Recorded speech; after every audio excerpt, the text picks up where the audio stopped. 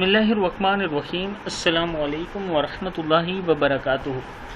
आबिद राजा channel की तरफ से आज मैं अपने दोस्तों को बहुत ही प्यारा फरमान सुनाऊंगा। उससे पहले मैं अपने तमाम दोस्तों से गुजारिश करूंगा कि अगर आपने अभी तक मेरे चैनल आबिद राजा को सब्सक्राइब नहीं किया तो ज़रूर कर लें ताकि डेली आप तक अच्छी अच्छी वीडियो पहुँच सकें।